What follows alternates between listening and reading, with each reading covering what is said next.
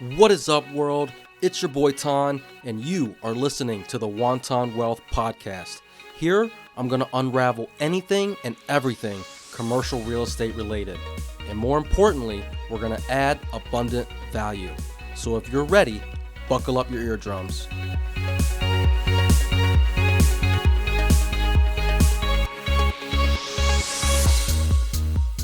What's up, friends? This is the second part of my conversation with Slocomb, and he unravels even more insights. I hope you enjoy. So you've mentioned a couple JVs that kind of got you started, right? So let's transition over to partnerships a little bit. So when you're going into that partnership, call it a JV, what are you looking for in the other person that makes it a good match for you?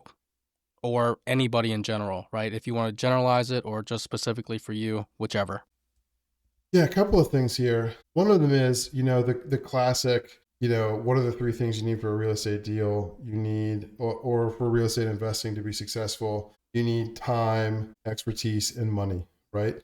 And so you're trying to find, the vast majority of partnerships are people bringing those things together. And you get into the syndication space and maybe everybody has some time, but you're looking at different kinds of expertise that are all required for that style or that size of a deal. So the natural first answer is you need time, you need expertise, and you need money to make a partnership work.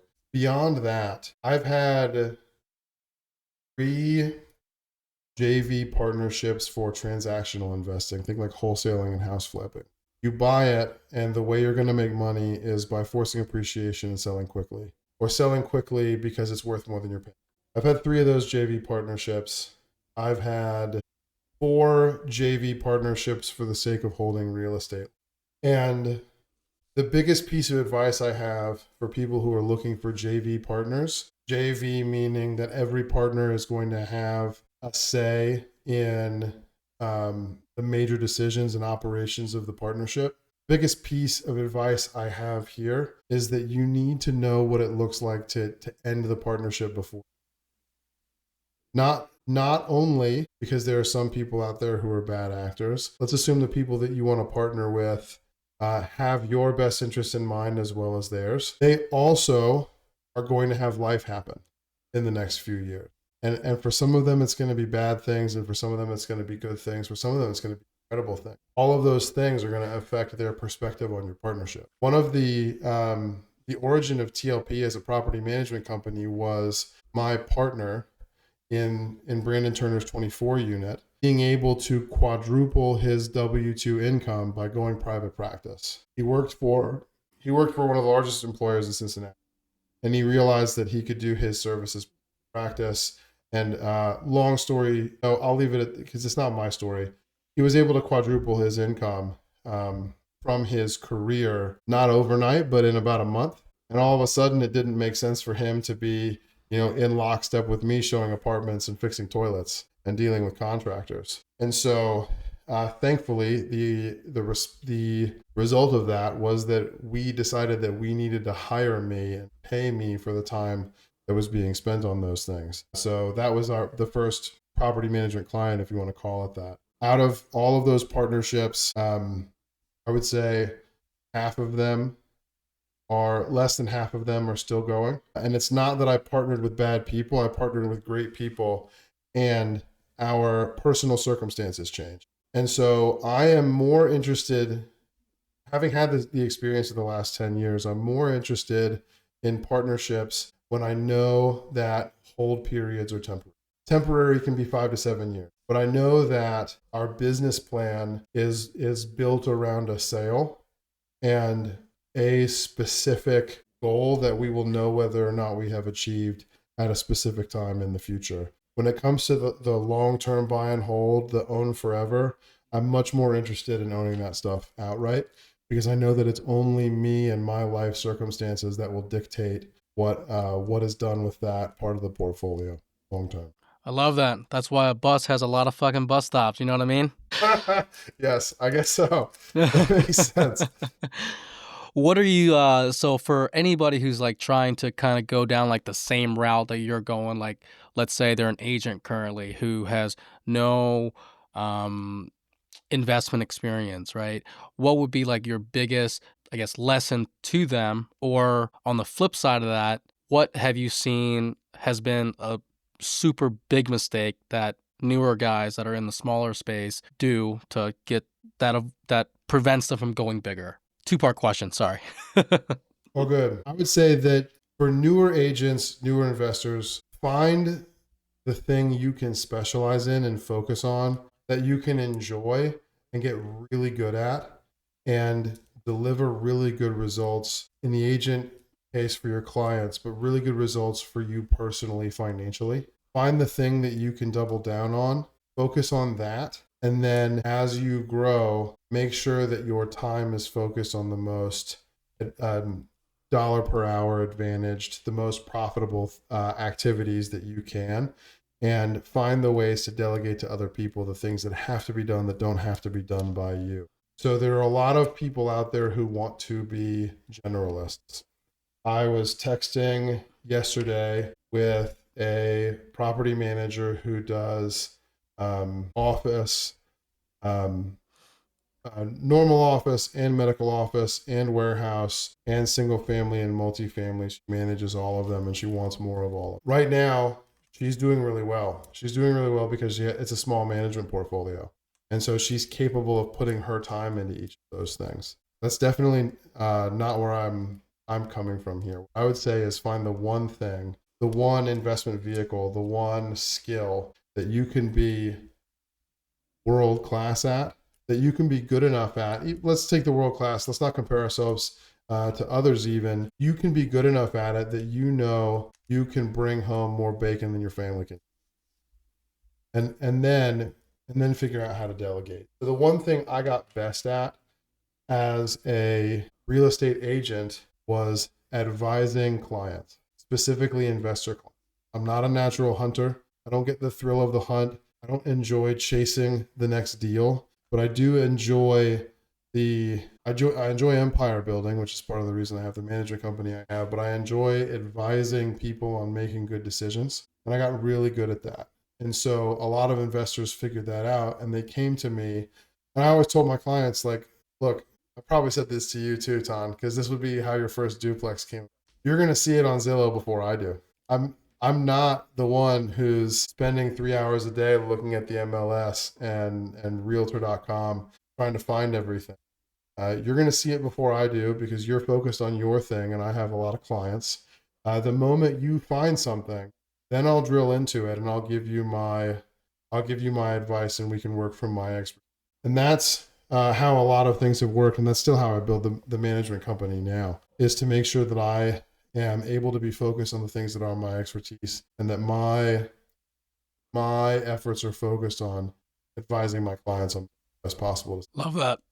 So I've been hearing all these fucking horror stories in the multifamily world, like capital raisers, syndicators, etc., where they're buying like these absolutely fucking atrocious cap rates, like call it a 3% cap or a 4% cap, and they're raising capital, they're borrowing money from Bill to pay Bill, like crazy ass stories like this. And there's some guys that'll even run overseas, change their name, etc., just steal money from people, right? So with that being said, would and obviously it scares away a lot of investors, right? But with that being said, would you still continue to invest in multifamily, let's call it, for the next 12, 24 months? Yeah, for those of you who are listening and not watching right now, I want to point out that Tan is wearing a shirt that says invest beyond multifamily. He might have a vested interest in shit talking my industry.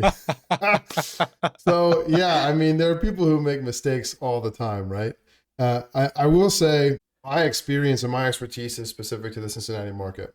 So you have not seen sellers adjust down their price expectations as much as people would have expected coming out of 2022. I would say we're recording this in late 25, but there are fewer deals happening now. If you go to the MLS, LoopNet and Crexy are not as useful as the MLS. The MLS is still useful for smaller deals, like a 12 unit or maybe 24. You'll see that what is listed is the stuff people don't want to own long term for the most part. And so it's it's not the higher quality properties where people are trying to bank the highest valuation they want to see on property inflation adjusted. It's just people getting rid of the low performers. So part of it is that the another thing, it was really, in 2024 we got really focused as a company on collecting and analyzing our data.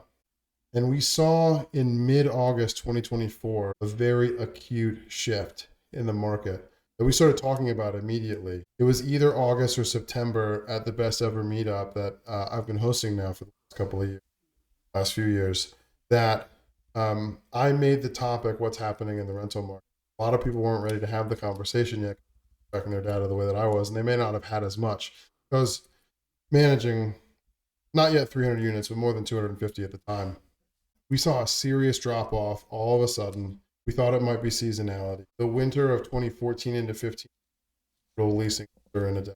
And then coming out of it, interestingly enough, it was higher end apartments and homes that were doing better. And now when you look at the year over year data that's coming out from places like CoStar or Zillow, you'll see that in Cincinnati, A-class rents are still going up year over year, but C-class rents are going. And so a lot of it is that right now. I would say, especially with affordable one-bedroom apartments, it's the demand that's way. And so you just don't have as many people interested in living in an affordable one-bedroom apartment now a couple of years ago. So supply creeps up. The prices have to adjust. And some people, especially if you have like a highly leveraged business plan that necessitates rents going up every year for the next 5 years, those people are hurting right now. And my partners and I have been approached a couple of times to come in and try to rescue a deal that a newer syndicator has gotten under contract in Cincinnati, not realizing that they wouldn't qualify for agency debt or that they wouldn't be able to get the loan that they wanted, as they wanted someone to come in and KP or bring their operational expertise. And on some of these deals, and on all the deals that have come to us like that recently, we've said no. And part of it is because those are C-class, 1 and 2 bedroom apartments, and we're just not seeing where if your business plan relies on rent growth in the next couple of years, we're just not seeing it. So part of it is a correction in the market. Anyone who buys a 3 cap on anything is stupid. So especially in the Midwest. So multifamily is working. The 73 unit deal that that Ian and Cruz and I put together earlier this year, things are going well there. We're hitting the rents we expected, but we also, we know the neighborhood. We know our numbers better than most. So I would say the multifamily market overinflated a few years ago. We're still seeing the fallout from. There are plenty of high quality operators, even here in Cincinnati, some other groups that I really admire that are doing really good things right now. So it's not like the sky is falling for everyone. It's just the people who sucked at it already getting exposed. Yeah, I don't think it's necessarily a multifamily problem. I think it's just one of those that it just got super hot and the cap rates got compressed. I think it's just a matter of people being so accustomed to multifamily, being investors, right? And then you just have a shit ton of bad actors that just fucked people over by running away with their money or just operating it like shit or whatever. And then those stories are the ones that actually make the headlines. You don't see the headlines where, you yourself or your team or the other guys in Cincinnati, like the Stern brothers or the one of the bigger, I forget the name of the group, but you don't see them hitting the headlines like, oh, look at how great of a job they're fucking doing, right? So Yeah. I think it's just the bad actors, right? One thing recently that's actually been interesting, Ton, and this is not probably the direction you want to take the conversation in, but with multifamily being off right now, and the housing market in general feeling the effects of inflation and interest rates not coming down the way that some people projected, I'm seeing a lot more interesting single family deals. And I mean, there are a couple of things about that.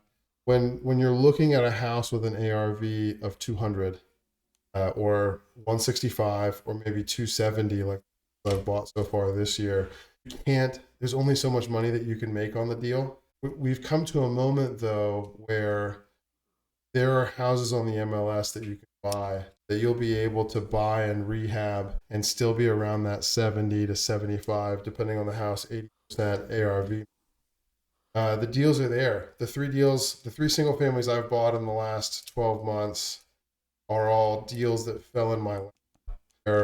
A couple of them are unique situations, and I was uniquely positioned to take to get those properties. But yeah, I mean, deals where like buy for 85, put in 50, sell for 185, or buy for 115, put in nothing, and it's worth 165. I just bought a house flip 3 weeks now, based on when we're recording, that was buy for 107, put in 55. The hard money lender's appraisal said 290s.